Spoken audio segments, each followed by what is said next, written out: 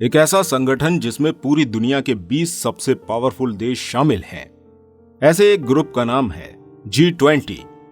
हर साल G20 की presidency एक एक करके इन 20 देशों के पास रोटेट होती है और आपको जानकर बहुत गर्व होगा कि इस बार G20 की प्रेसिडेंसी इंडिया के पास है। आप सबको तो पता ही होगा, साल 1997 में एशियन फाइनेंशियल क्राइसिस हुआ था, जिसकी वजह से वर्ल्ड इकोनॉमी रिसेशन पे चली गई थी। ऐसी प्रॉब्लम्स आगे ना हो, इसलिए दुनिया की 20 सबसे ताकतवर वर्ल्ड इकोनॉमीज ने मिलकर G20 की शुरुआत की। तो इस वीडियो को लाइक कर दीजिए और आइए जानते हैं क्यों G20 इतना इंपॉर्टेंट है इंडिया के लिए। G20 1997 में बन गया था, लेकिन सारे देशों ने इसे 2008 के रिसेशन के बाद सीरियसली लेना शुरू किया। G20 के दो ट्रैक्स होते हैं, एक होता है फाइनेंशियल और एक होता है शेरपा ट्रैक। शेरपा ट्रैक में दुनिया भर के डिप्लोमेट्स फॉरेन पॉलिसीज जैसे improvement of health care, climate change, anti corruption measures, agriculture and food security, unsustainable development goals, employment, tourism, trade and investment, education और अन्य विषयों पर चर्चा होती है। और फाइनेंशियल ट्रैक में बैंक्स और फाइनेंशियल मिनिस्टर्स डिस्कस करते हैं फाइनेंशियल पॉलिसी के ऊपर, जैसे financial regulatory reforms, financial inclusion, fossil fuel subsidies, anti terrorism financing, remittances across the world, tax information exchange और ग्लोबल इकोनॉमिक ग्रोथ। अब G20 का समिट हर साल होता है और ये समिट वो देश होस्ट करता है जिस देश के पास G20 की प्रेसिडेंसी होती है।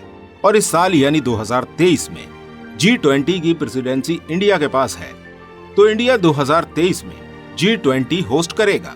अब क्योंकि इंडिया प्रेसिडेंट है G20 का, तो कई पावर्स भी इंडिया के पास हैं। जैसे इंडिया उन देशों को G20 समिट में इनवाइट कर सकता है जो देश G20 का हिस्सा नहीं है।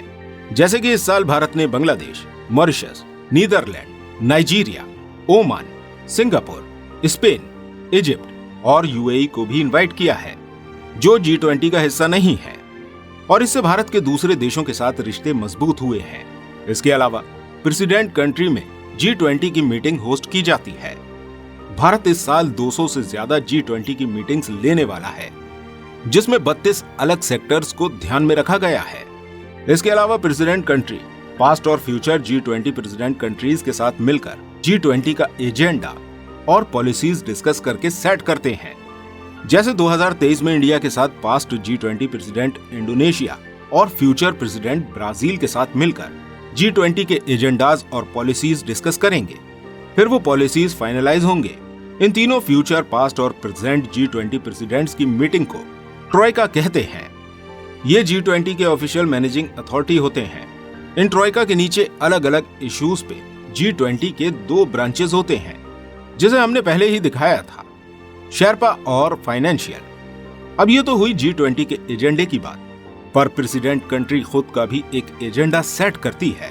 जैसे इस साल भारत का एजेंडा है और इस बार इंडिया ने वुमेन एम्पावरमेंट, एनर्जी सिक्योरिटी और फूड सिक्योरिटी को अपनी प्रायोरिटी बनाई है। इंडियन प्रेसिडेंसी का विजन बाकियों से यूनिक है। इंडिया ने one earth, one family, one future theme को देकर पूरी दुनिया एक कुटुंब फैमिली है। यह प्राचीन भारत की कल्चरल वैल्यू वसुधैव कुटुंबकम दुनिया को दी गई है, जिसमें इंडिया दुनिया को एक साथ ग्रो करने का मैसेज दे रहा है, सब वार छोड़कर। G20 की प्रेसिडेंसी मिलना कोई बहुत बड़ी बात नहीं है, क्योंकि कभी न कभी रोटेशन से ये प्रेसिडेंसी भारत के पास आने ही वाली थी।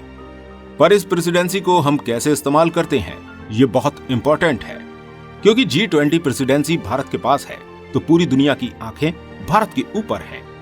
ये एक बहुत अच्छा मौका है भारत के लिए अपनी प्रोग्रेस दुनिया को दिखाने का। अब ये अपॉर्चुनिटी को भारत किस तरह से इस्तेमाल करता है, इस पर भारत के अगले 10 दिन डिपेंड करेंगे। भारत में इस बार सुषमा स्वराज भवन, जो कि दिल्ली में है, इस भवन को G20 सेक्रेटरीट बनाया है।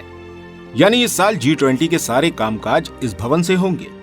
और ताकि भारत दुनिया के हर स्टेट का कल्चर का एहसास कर सके, इसलिए भारत ने डिसाइड किया है कि इस बार G20 की मीटिंग इंडिया के सारे स्टेट्स में होंगी और सबसे ज्यादा मीटिंग तो जम्मू और कश्मीर में होंगे।